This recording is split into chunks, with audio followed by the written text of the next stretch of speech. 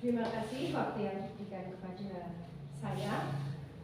Sebelumnya, Assalamualaikum warahmatullahi wabarakatuh. Waalaikumsalam warahmatullahi wabarakatuh. Yang terhormat Bapak Kepala SD Negeri Gundang, beliau Bapak Anu, dan yang terhormat Bapak Ibu Guru SD Negeri Gundang. Alhamdulillah, terima kasih atas kesediaan dari Bapak Ibu Guru semua. Mohon maaf saya mengganggu waktu istirahatnya, sudah memenuhi undangan kami. Di sini saya akan menyampaikan sedikit dari hasil pembelajaran saya di modul 1.4, yaitu tentang budaya positif.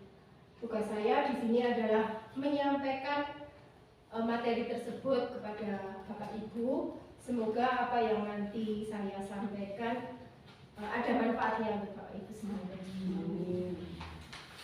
Salam dan bahagia, pengundasan modul 1.4 dari saya, Media Siti, calon guru penggerak Angkatan 8 Kabupaten Wonosobo. Halo Bapak Ibu guru hebat semuanya, selamat datang di acara saya, acara kami, yaitu pengembangan budaya positif di sekolah. Selanjutnya, agenda kita adalah pembukaan, yang kedua penyampaian hasil materi, kemudian tanya jawab, serta pemberian umpan balik dari Bapak Ibu semua, dan yang terakhir adalah penutup. Untuk mengawali acara hari ini, mari kita buka acara pada siang hari ini dengan bacaan basmalah bersama-sama. Kemudian acara ini yaitu penyampaian materi dari modul 1.4. Apa yang akan saya sampaikan yaitu tentang budaya positif. Di sini ada 5. Yang pertama adalah disiplin positif dan nilai kebajikan universal. Kemudian ada teori motivasi, hukuman dan penghargaan, serta restitusi. Materi yang ketiga adalah keyakinan kelas. Yang keempat adalah kebutuhan dasar manusia. Selanjutnya adalah restitusi, 5 posisi kontrol. Dan yang terakhir adalah restitusi segitiga atau segitiga restitusi. Tujuannya dari pembelajaran ini adalah guru dapat menerapkan disiplin positif dan nilai kebajikan di sekolah. Kemudian guru dapat memahami teori dari motivasi, hukuman dan penghargaan restitusi. Tujuan yang ketiga, guru dapat memahami konsep keyakinan kelas. Tujuan yang keempat, guru memahami 5 kebutuhan dasar siswa. Yang selanjutnya adalah guru memahami 5 posisi kontrol pendidik. Dan yang terakhir adalah guru dapat menerapkan segitiga restitusi. Masuk pada materi pertama, disiplin positif dan nilai-nilai kebajikan universal. Next. Bapak Ibu, coba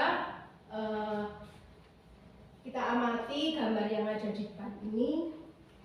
Dari gambar-gambar tersebut ada 3 yang saya contohkan, yaitu yang pertama pembiasaan senam, yang kedua pembiasaan sholat, dan yang ketiga adalah pembiasaan piket halaman.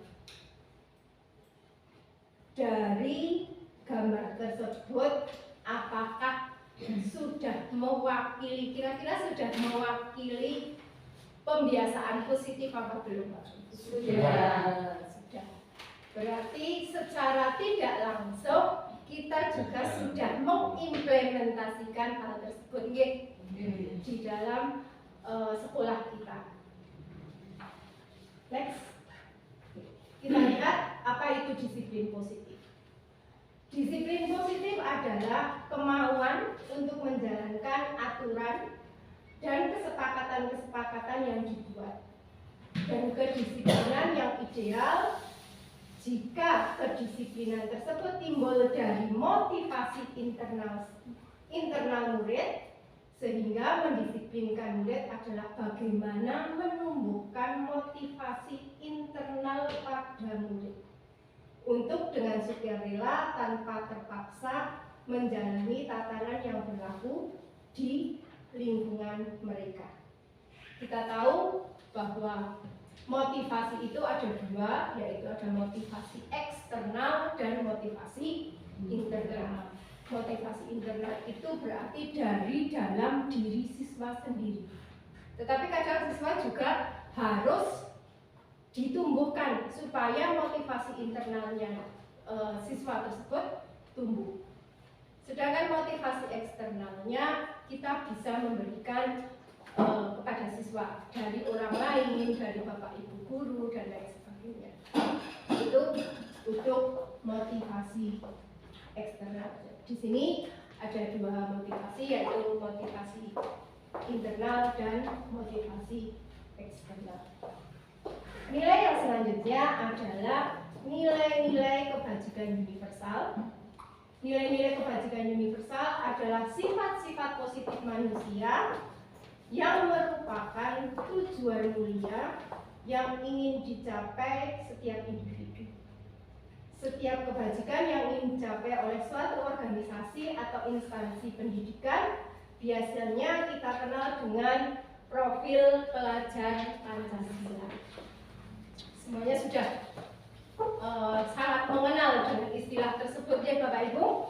Apa itu profil pelajar Pancasila? Karena ada berapa nih? 6. Ada 6 dimensi. Yang pertama adalah beriman bertakwa. Kemudian dimensi yang kedua adalah ada yang kemudian mandiri. Dimensi yang ketiga adalah bernalar kritis. Yang keempat berkebinekaan global. Kelima adalah gotong royong, dan yang terakhir adalah kreatif.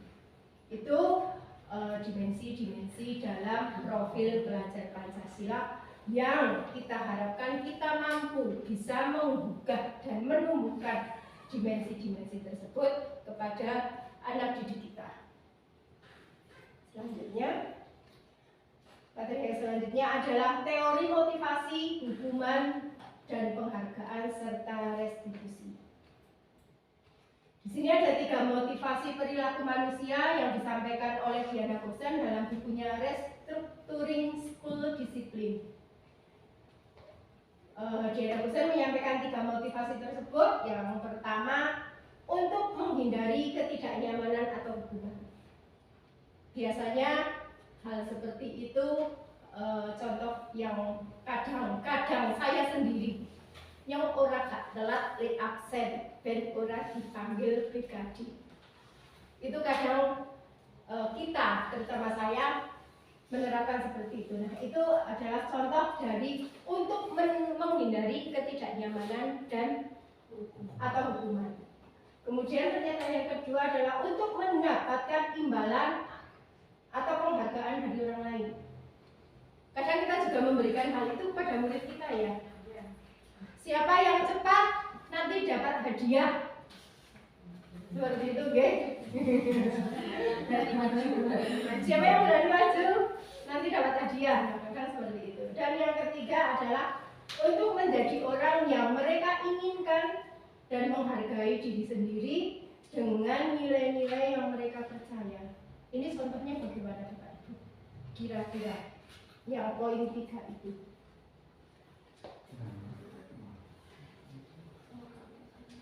Misalnya tidak ada absen presensi.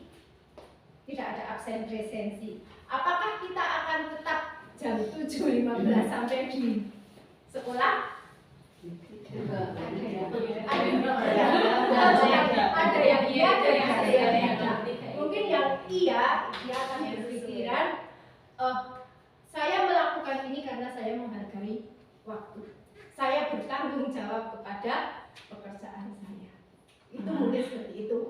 Nah, itu tadi ada tiga motivasi perilaku manusia untuk menghindari hukuman, untuk mendapatkan imbalan, dan yang ketiga adalah karena mereka menginginkan penghargaan untuk dirinya sendiri.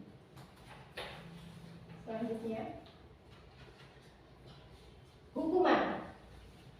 Hukuman itu bersifat tidak terencana atau tiba-tiba. Kemudian anak atau murid tidak tahu apa yang akan terjadi dan tidak dilibatkan. Selanjutnya ada hukuman yang bersifat satu arah dari pihak guru yang memberikan, dan murid hanya menerima suatu hukuman tanpa melalui suatu kesepakatan atau penghargaan dari pihak guru, baik sebelum atau sesudahnya. Dan yang ketiga, hukuman yang diberikan bisa berupa fisik maupun psikis kepada murid atau anak disakiti oleh suatu perbuatan ataupun kata-kata. Selanjutnya, kalau tadi hukuman, sekarang adalah penghargaan. Penghargaan, kita sering memberikan penghargaan. Iya. PR. Maka konsekuensinya ketika istirahat, anak tidak boleh istirahat. Dia harus menyelesaikan tugasnya. Umumnya bentuk-bentuk konsekuensi dibuat oleh pihak guru atau sekolah, dan murid sudah mengetahui sebelumnya konsekuensi yang akan diterima bila ada pelanggaran. Kemudian ada pada konsekuensi, murid tetap dibuat tidak nyaman untuk jangka waktu pendek. Mungkin awalnya iya, tapi apabila konsekuensi itu kita terapkan, itu akan menjadi sebuah kebiasaan yang baik bagi murid. Nyokap ingin tetap ngasuh, maka saya harus menyelesaikan ini dulu. Seperti itu. Konsekuensi biasanya diberikan berdasarkan suatu data yang umumnya dapat diukur. Misalnya apabila selama 2 kali murid tidak mengerjakan PR, maka murid akan kehilangan waktu istirahatnya untuk mengerjakan PR. Peraturan dan konsekuensi yang mengikuti ini sudah diketahui sebelumnya oleh murid. Sikap guru di sini senantiasa sebagai monitoring murid, sebagai monitor dari murid. Pembahasan yang selanjutnya adalah restitusi. Apa itu restitusi? Restitusi adalah proses menciptakan kondisi bagi murid untuk memperbaiki kesalahan mereka sehingga mereka bisa kembali kepada kelompok mereka dengan karakter yang lebih kuat. Pendapat itu disampaikan oleh Gusen 2004. Restitusi juga merupakan proses kolaboratif yang mengajarkan murid untuk mencari solusi untuk masalah mereka dan membantu murid berpikir tentang orang seperti apa yang mereka inginkan dan bagaimana mereka harus memperlakukan orang lain. Baik, Bapak Ibu, sekarang pada implementasi keyakinan kelas yang sudah saya terapkan sedikit tentang keyakinan kelas. Mungkin kemarin juga seperti Bu Penny, Bu Tun, Bu yang mengikuti Bintek 3M sudah belajar tentang ini ya Bu, tentang keyakinan kelas. Apa sih bedanya keyakinan kelas dengan peraturan? Jadi kemarin di awal masuk saya mencoba mengimplementasikan itu tentang keyakinan kelas. Caranya bagaimana? Dari 26 anak saya berikan satu post-it, saya suruh mereka untuk menuliskan kira-kira itu peraturan yang sering kalian lihat di sekolah dan di kelas itu apa. Mereka menuliskan, itu hasilnya Bapak Ibu ada 26. Salah satunya mereka ada yang menyampaikan tidak boleh bergurau, tidak boleh membuang sampah di kelas dan lain sebagainya. Ada 26. Nah, dari 26 ini kemudian rata-rata masih menggunakan kalimat negatif, sedangkan keyakinan tidak boleh menggunakan kalimat negatif. Seperti itu nggih, Penny? Hasil dari kemarin tidak boleh menggunakan kalimat negatif. Dan kemudian setelah itu kita bersama-sama mengidentifikasi, misalnya banyak sekali yang tidak boleh memakai topi di kelas. Semuanya rata-rata karena murid itu mindsetnya kalau peraturan itu tidak boleh, ya. Jadi mereka menuliskannya masih tidak boleh seperti itu. Nah, dari 26 kemudian kita ambil ada 10 di situ. 10 itu sudah mewakili dari 26 yang dituliskan anak. Contohnya yaitu saling menghargai.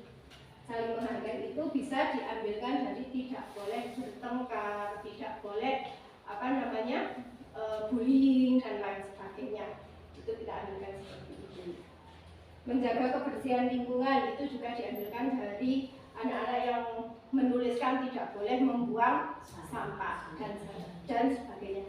Itu keyakinan kelas yang kemarin saya praktekkan di kelas, dan hasilnya masih seperti itu, belum menjadi satu kesepakatan. Sebetulnya masih ada satu lagi, harus dibuat satu dan harus ada tanda tangan dari semua siswa yang membuat. Tapi itu belum selesai, saya membuatnya belum selesai. Next, nah, tadi sudah saya sampaikan pembentukan keyakinan kelas.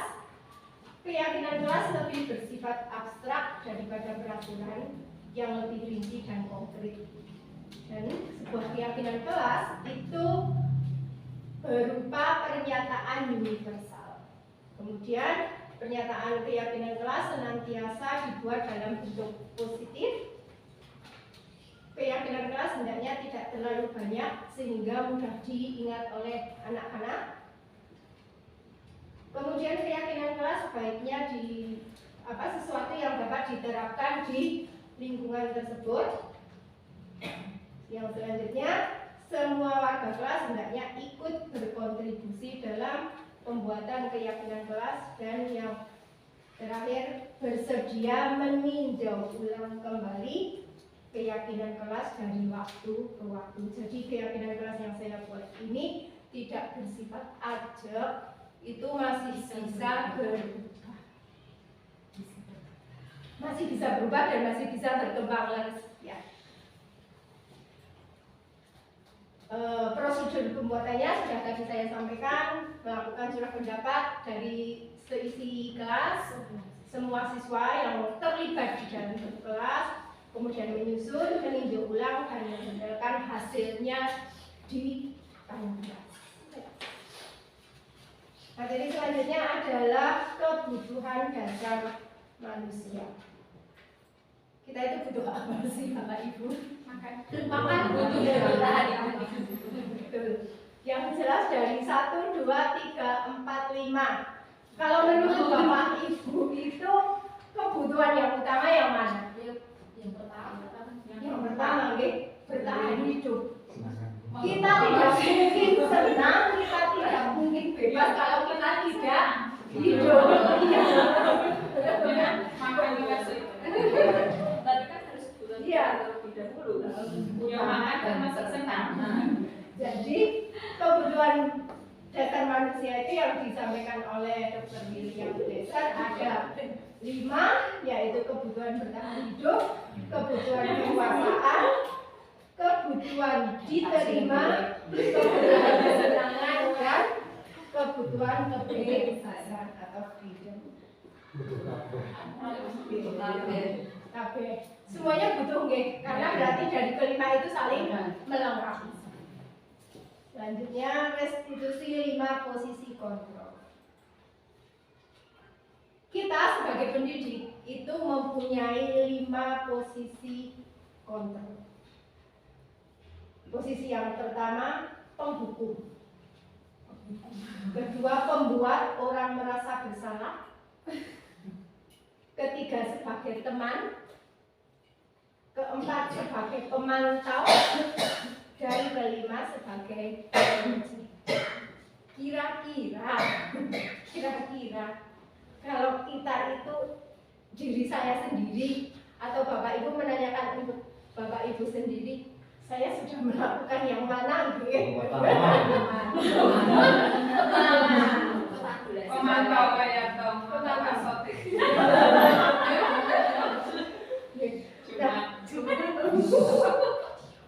Bagaimana posisi itu dan ciri-cirinya bagaimana? Mari kita lihat. Next, bro. Posisi sebagai penghubung. Ciri-cirinya seperti ini. Menggunakan nada tinggi, mata melotot, jari menunjuk atau menghardik. Salah satu ucapan yang sering terdengar, terlambat lagi, pasti terlambat lagi, selalu datang terlambat lagi. Apa yang akan terjadi jika kita melakukan hal itu?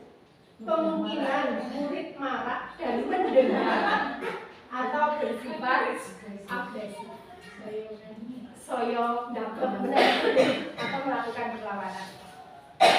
Posisi yang kedua adalah posisi pembuat merasa bersalah.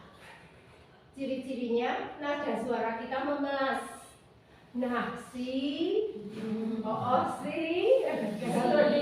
ada si. Nada suara memelas atau halus ataupun sedih. Bahasa tubuh kita merapat pada anak. Contohnya, kamu tidak kasihan sama ibu. Ibu sudah capek-capek menjelaskan, kamu malah bermain sendiri. Nah, ada kalimat yang bagi kita mungkin sepele gitu, Ibu, tetapi dampaknya bagi murid juga akan murid merasa bersalah sekali. Yo mau cerita dan lain sebagainya. Bersalah telah mengecewakan ibu atau bapak gurunya. Murid akan merasa menjadi orang yang gagal dan tidak sanggup membahagiakan orang lain. Posisi yang ketiga adalah posisi kontrol sebagai teman. Ciri-cirinya nada suara kita ramah, akrab dan bercanda, bahasa tubuh merapat pada murid dan selalu tersenyum. Kemudian kadang memberikan humor kepada siswa. Contohnya, Adi, ayolah, bagaimana sih kamu kemarin sudah janji ke bapak? Ke bapak bukan, kenapa terlambat lagi? Tetapi diselingi dengan tertawa, bukan dengan nada serius. Jadi, kebutuhan dasar manusia itu yang disampaikan oleh Dr. William Besar ada 5, yaitu kebutuhan bertahan hidup, kebutuhan kekuasaan, kebutuhan diterima, kebutuhan kesenangan, dan kebutuhan kebebasan atau freedom. Kabeh. Semuanya butuh nggih, karena berarti dari kelima itu saling melengkapi. Selanjutnya, restitusi 5 posisi kontrol. Kita sebagai pendidik itu mempunyai 5 posisi kontrol. Posisi yang pertama, penghukum. Kedua, pembuat orang merasa bersalah. Ketiga, sebagai teman. Keempat, sebagai pemantau. Dan kelima, sebagai penguji. Kira-kira kalau kita itu diri saya sendiri atau Bapak Ibu menanyakan untuk Bapak Ibu sendiri, saya sudah melakukan yang mana gitu. Pemantau kayak dong, pemantau sotik.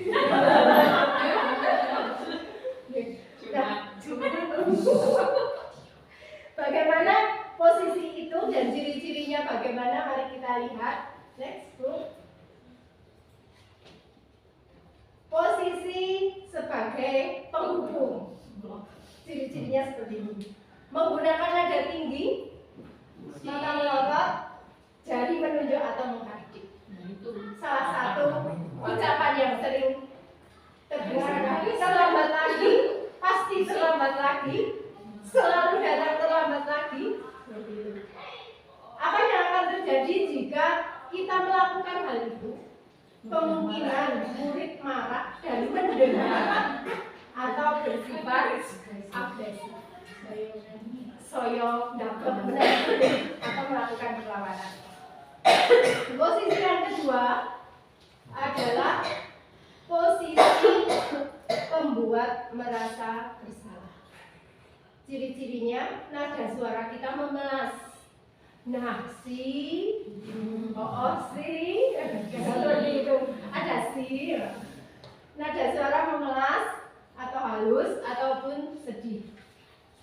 Bahasa tubuh kita merapat pada anak.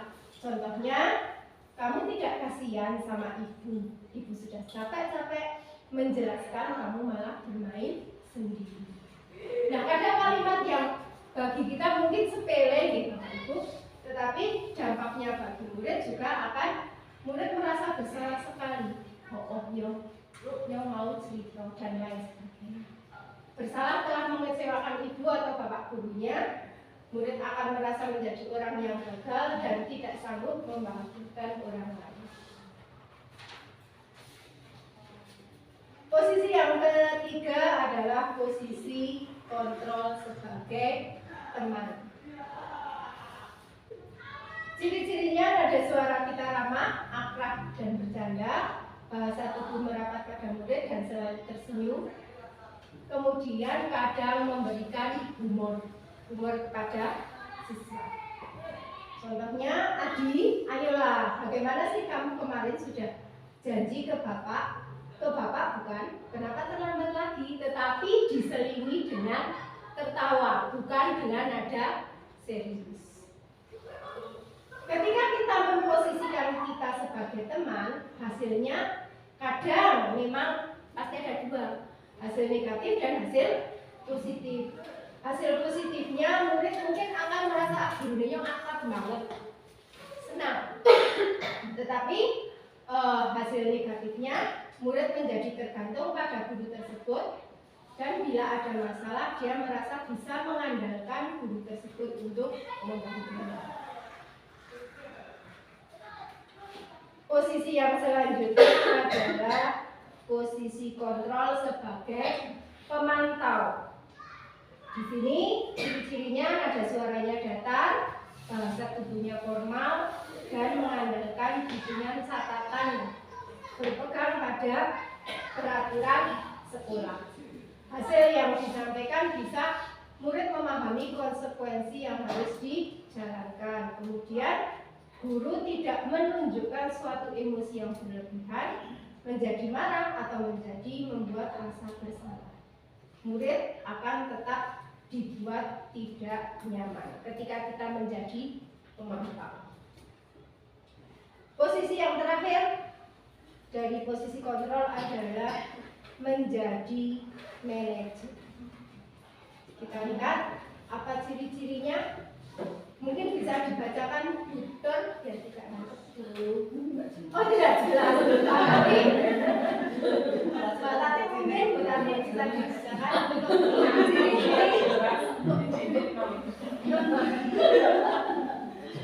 ciri-ciri posisi kontrol sebagai manajer. Nada suara tulus, bahasa tubuh tidak kaku, mendekat ke murid, memperistilahkan murid, mempertanggungjawabkan perilakunya, mendukung murid agar dapat menemukan solusi atas permasalahannya sendiri. Contoh, ya, jadi kamu terlambat. Kira-kira bagaimana kamu akan memperbaiki masalah ini? Hasilnya, murid dapat menjadi pribadi yang mandiri, merdeka, dan bertanggung jawab atas segala perilaku dan sikapnya, yang pada akhirnya dapat menciptakan lingkungan yang positif, nyaman, dan aman. Bapak Ibu, tadi sudah saya sampaikan 5 posisi kontrol guru yang kita miliki. Sekarang kalau menurut Bapak Ibu, posisi mana yang paling ideal dari kelima itu untuk kita terapkan? Coba, mungkin Budan mau memberikan pendapatnya. Saya tak membaca saja, Mbak. Itu posisi kontrol. Ya, ini sering mungkin yang paling tepat karena anaknya nanti bisa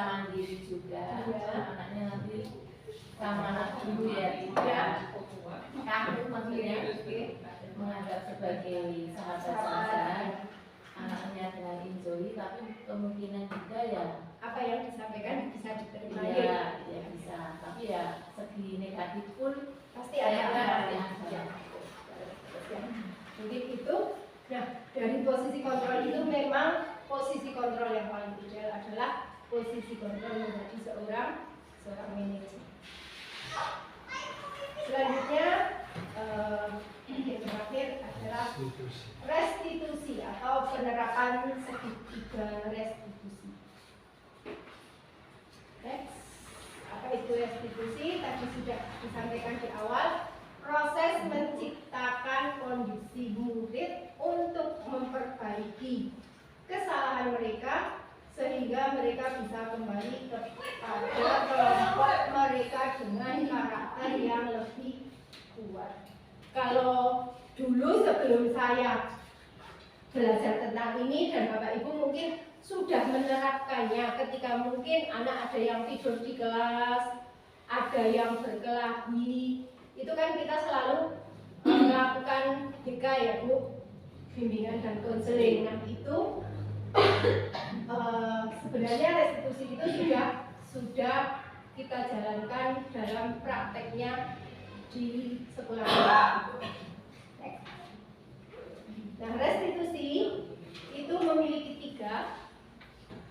Yang pertama dari restitusi itu adalah validasi tindakan yang salah, kemudian menanyakan keyakinan, dan langkah yang ketiga adalah menstabilkan identitas. Ini juga kemarin waktu kita libur saya mencoba menerapkan karena harus ada demonstrasi juga. Saya menerapkan dengan 2 anak di sini. Saya meminta bantuan anak untuk mempraktekkan segitiga restitusi, tapi mohon maaf belum bisa saya sampai saya tampilkan di PowerPoint ini. Next, mari kita lihat penerapannya. Monggo Bapak Ibu coba kita bahas seandainya kita punya kasus seperti itu.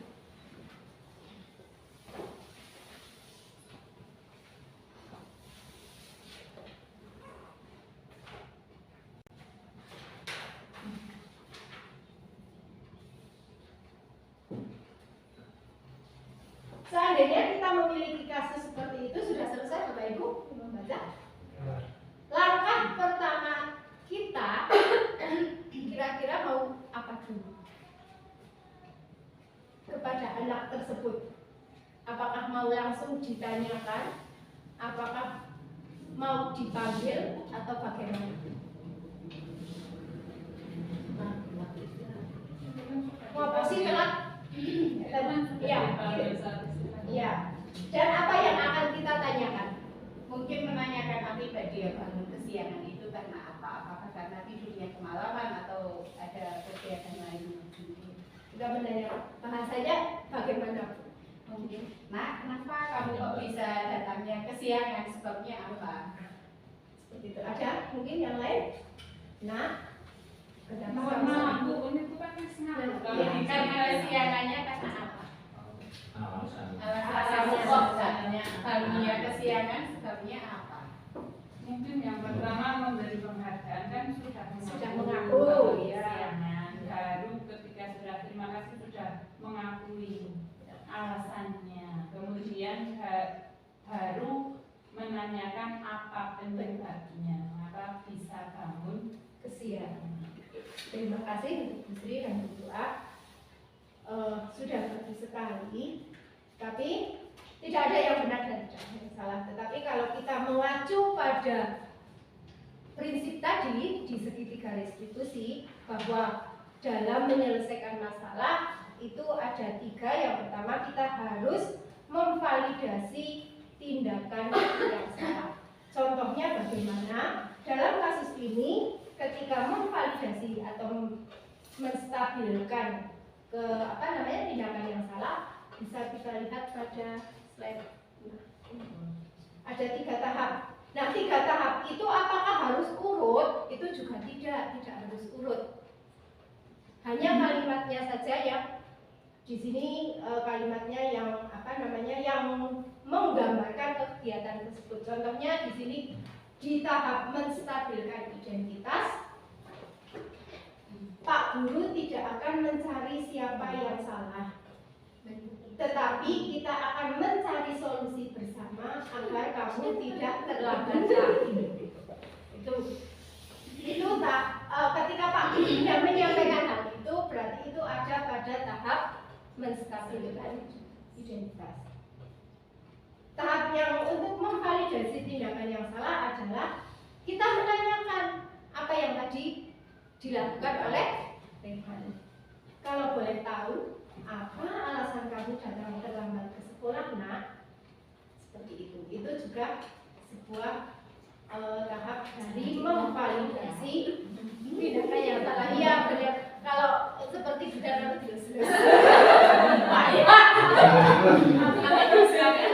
tidak anak saya sih pulang ya, tidak ada termasuk.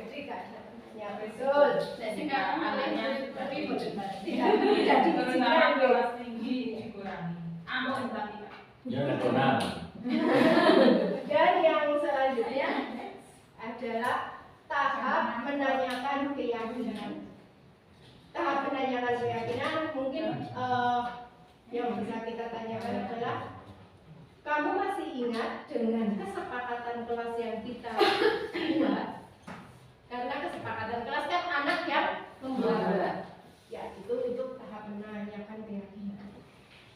Ingat Pak, datang tepat waktu, mengerjakan PR dan menjaga keyakinan. Lalu, apa tindakan kamu agar kamu tidak terlambat lagi? Nah, ini contoh dari tahap menanyakan keyakinan. Nilai-nilai apa yang muncul ketika penerapan segitiga restitusi itu kita terapkan adalah nilai tanggung jawab, disiplin, dan mandiri.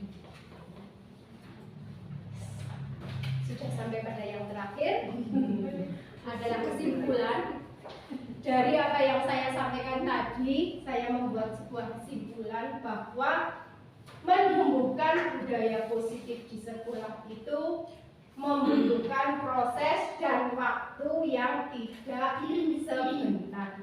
Apakah Bapak Ibu juga sepemahaman dengan saya? iya, Sepemahaman. Ya, karena tidak ada yang instan, apalagi membentuk karakter siswa. Iya, betul, harus bertahan.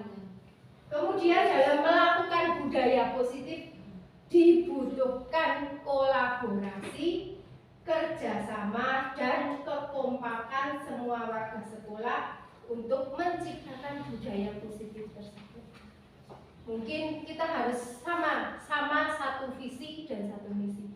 Ketika anak mungkin tidak memakai sepatu warna hitam, guru yang lain juga harus memberikan penekanan yang sama. Tidak boleh ya tidak boleh.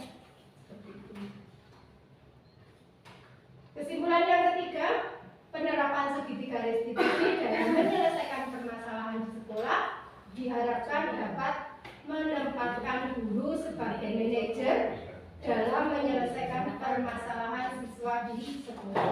Karena guru diharapkan dapat membantu siswa menemukan kesepakatan untuk menyelesaikan permasalahan yang dihadapi siswa tanpa membuat siswa merasa takut, malu, dan tersakiti. Itu Bapak Ibu yang bisa saya sampaikan hasil dari belajar saya di modul 1.4.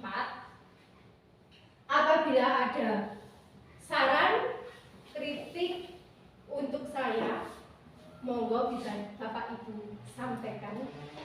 Apabila ada pertanyaan, mungkin juga bisa Bapak Ibu sampaikan. Seandainya saya bisa menjawab, saya jawab hari ini.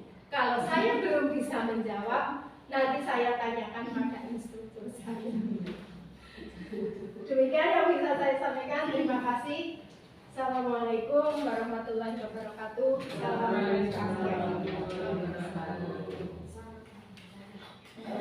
Selanjutnya, tadi bahwa acaranya itu, monggo Bapak Ibu terima terima kasih sekali. Sesi yang selanjutnya mungkin kalau ada tanya jawab, yang kan bisa tanyakan. Kalau ada masukan bisa diberi masukan, pendalaman mungkin bisa kita sharing di sini. Terima kasih.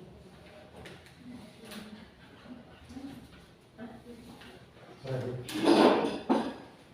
kasih atas waktu yang diberikan. Di penjelasan Ibu Bapak tadi, saya merasa sudah sangat jelas sekali. Bahkan ada istilah namanya restitusi ya Bu. Itu dari yang jelas tadi, mungkin untuk mengingat kita yang sangat penting sekali katanya dengan semoga disampaikan. Nah, suatu saat kita implementasikan bersama-sama. Insya Allah ya. Sehingga nanti ilmunya lebih bermanfaat. Amin. Makasih. Ya, terima kasih sekali Pak Anung. Mungkin tadi seperti yang Pak Anung sampaikan bahwa restitusi itu kita bisa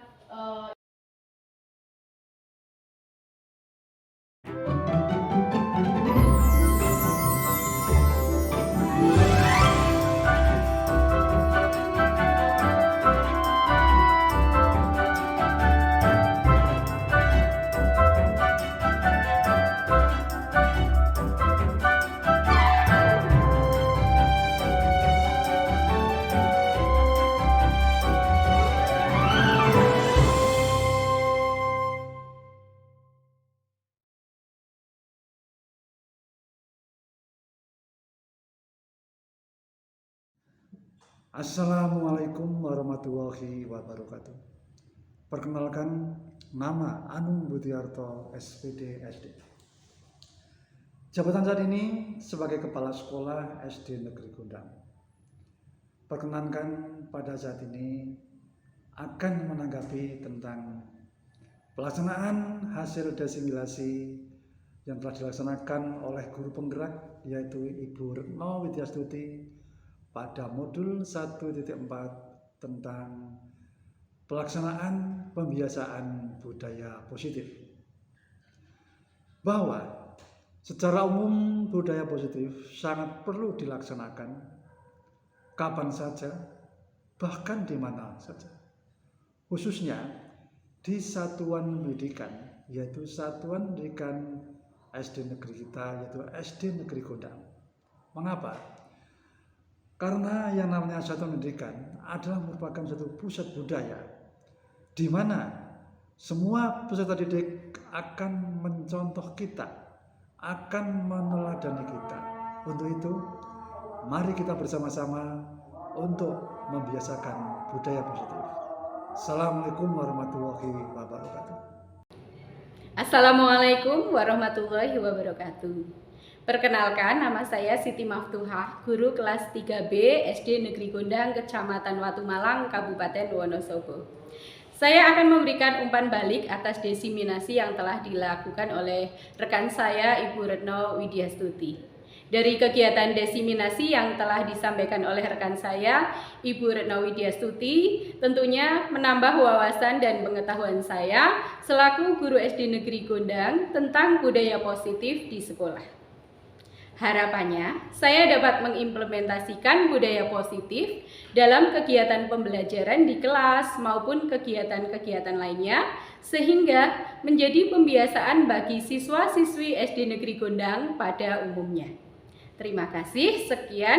Wassalamualaikum warahmatullahi wabarakatuh.